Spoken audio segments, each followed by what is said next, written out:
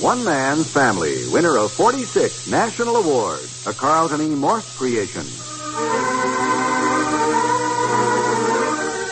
One Man's Family, now in its 26th year, is dedicated to the mothers and fathers of the younger generation and to their bewildering offspring.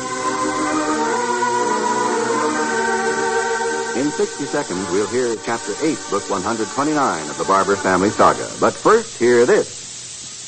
This message on Asian flu comes as a special service from the makers of Anacin. No medicine can cure influenza, and only your doctor can determine whether you have it. But there are certain symptoms to warn you.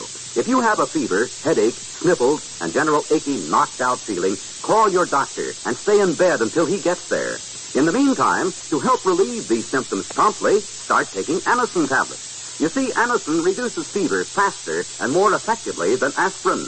Yes, Anacin is far more effective to break up a fever. What's more, Anacin gives better total effect in relieving pain than aspirin, or aspirin with buffering added. This is because Anacin not only relieves pain, but also helps relieve nervous tension, depression, and leaves the patient comfortably relaxed. So when flu strikes, first call your doctor. Start taking Anacin, A-N-A-C-I-N, to relieve symptoms promptly. Anacin tablets. Anacin is a registered trademark of the Whitehall Pharmaceutical Company.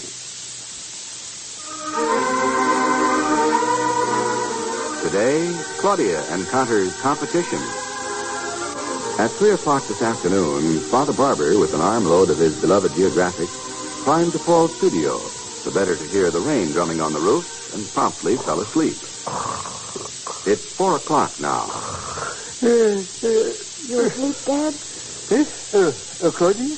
Mom said she thought Paul was up here. Come in. Sorry I woke you. Oh, no, sorry, you didn't wake me. Resting my eyes. You rested your eyes until the room is ice. Then let me build up the fire. Here, these are Sky Ranch logs from a year ago, and they've dried out very well. Here, well, sit down. What do you hear from Nicholas? Not a thing. Penelope had a postcard yesterday. Yes, I know. Was Paul here a while ago? Mom said he came home from the airport, and she saw him start upstairs. Oh, listen. There's somebody coming up the stairs. Oh, thank goodness. Here he is. Paul? Well, woke him up, did you? I wasn't asleep. I was resting my eyes. What's so amusing, if you please? Claude, while he was resting his eyes, I came in, changed my clothes, dropped a shoe, and yelled downstairs to Hazel.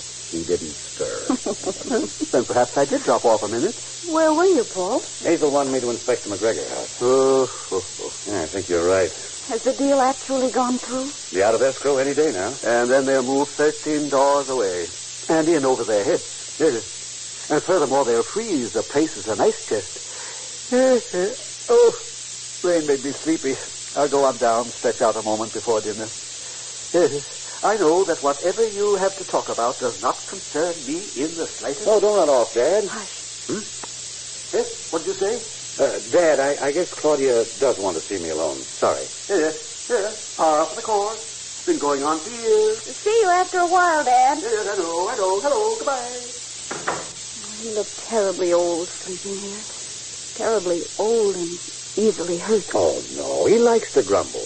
He'd be bored to death if the family told him all the things he says we keep him from knowing. I hear a lot of it, and I should know. Is that a hint to make mine brief? Little touchy today? About a week ago, you had lunch with Kenneth Ferrand. That a question or a statement? And you both talked about me. Statement. Didn't you? You seem to be telling me. Go ahead. You had lunch at the St. Francis. I can even tell you what you ordered. Cracked crab. And then you leaned back in your chairs like lordly males and discussed me thoroughly. Tell me more. And some of what Kenneth said was complimentary. And some certainly wasn't. I want to know what wasn't. Don't you think you're being a bit inquisitive? No, I do not. I don't know anything that concerns me more deeply right now. I've been lunching with Ken Ferrand for 20 years or more, discussed a wide range of subjects, including personalities. And don't recall everything that we've said, and wouldn't repeat it if I did. Don't be stuffy. Where do you get your information? Kenneth said I was very attractive, didn't he? That he found me attractive. And then he said something horribly negative. That's what I don't know and have to find out. Were you hiding back of a pillar? No. I have a faithful spy. He's a busboy. We speak French whenever we see each other. He relayed all the compliments? He also warned me that my boss was displeased. Paul, is that true? Paul, I've got to know. Well, you know better than I do how you've been doing your job. Please, be honest with me. Would Ken be relieved if I quit? How's your sales record? I haven't taken any big orders, if that's what you mean. And you had a good, rich territory. Competition is rugged in business, Claude. You're expected to deliver. Thanks very much. I'll write my resignation tonight. Tell me one more thing. What was it he said about Penelope? Honey, if you want to find out any more about that luncheon, ask your busboy. From here on in, I don't remember.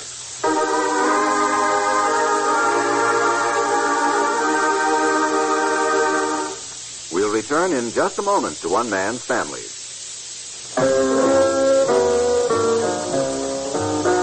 I love my radio. That's the name of this popular little jingle. I love my radio, my NBC radio. Because morning, afternoon, and nighttime, too, NBC Radio brings you a program lineup that can't be beat for day in, day out listening pleasure.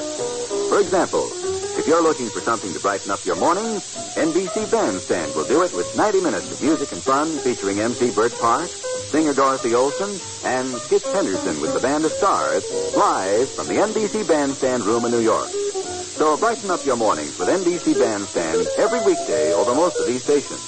And sing with NBC Radio all day long. You'll find yourself singing along with the jingle, I love my radio, my NBC radio.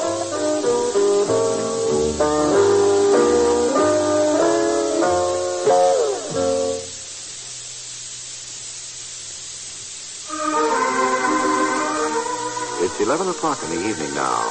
Jack's house next door is dark, except for a desk light in the living room, as Jack, working late on a legal brief, comes up through the obsession of work to hear... Don't ring the bell. I'm coming. Why, Claude, come in. Everybody's in bed. Here, let me take you first. I can't stay. You had a date? I dined at the St. Francis with Cousin Consider. Just left him off at Jones and saw your light on, so I thought I'd see who was still awake. Me. Betty's dieting, you know, and if she goes to bed early, that brings around the Melba toast and grapefruit just that much sooner. Tell her after a few years you aren't even interested. Well, sit down. How's CZ? Oh, going through the motions. He'll never be happy until he and Pinky have patched up whatever the trouble is. Yeah. Well, Pinky's out in Sharon's car again. He keeps going off to Chinatown and won't say why. Sit down, Claude. No, I'm not going to stay. I did want to ask you, has Penny asked you to handle the sale of stock in Lacey's Fashions Incorporated? No, it's handled through the broker, but I usually know what's going on. Did Kenneth Ferrand invest a substantial amount with us recently? Yeah. Originally, he made sort of a token purchase, but he added to it one day last week. Now, Jack, I want a straight answer. Did Penny help design a dress? The new blue model. The one he calls the debutante in spring. I'm only a lawyer. How do you expect me to know these things? You do know. I want an answer. It's terribly important to me. Claude. I've tried to discuss it with Paul, with Penny, and with Kenneth Ferrand. You never heard such double talk. Well, as far as I know, Penny did not design a dress. What she did do was suggest a few changes in a design Kenny had bought that gave it a whole new look. Penny thinks she has genius for the business. She's sure Lacey's Fashions will do very well indeed. Because of Penny. I see. Thank you. Thank you very, very much. Hey, wait a minute. I don't want to keep you. That's all I needed to know. Good night, Jack. Hey, wait. Good night, Claude. Hi-ho.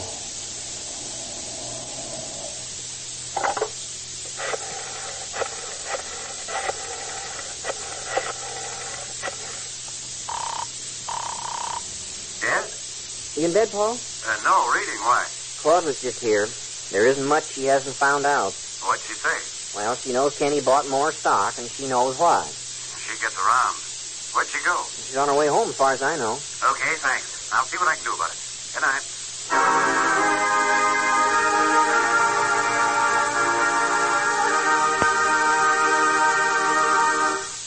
More of the Barbours in just a moment. We're in the cold season. And there's no doubt that a lot of people will catch a cold.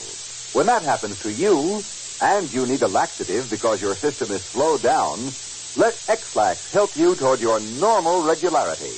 Gently, overnight. X-Lax is so gentle that many doctors recommend it for youngsters as well as grown-ups. That's because X-Lax gives you the relief you want, the gentle way that nature wants, without upset, without embarrassing urgency. When you take pleasant-tasting chocolated X-Lax at bedtime, it does not disturb your sleep.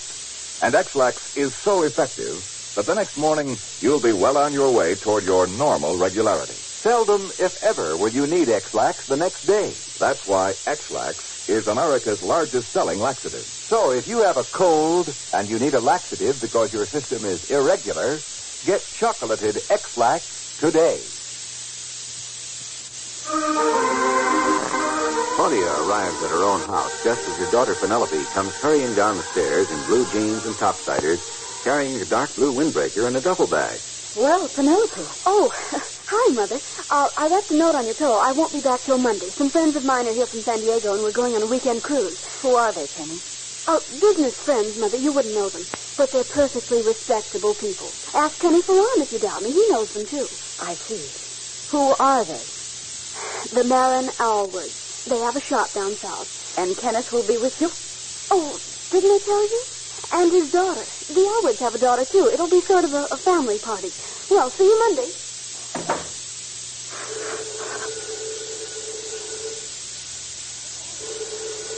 Go on and ring. I'm not talking to anybody.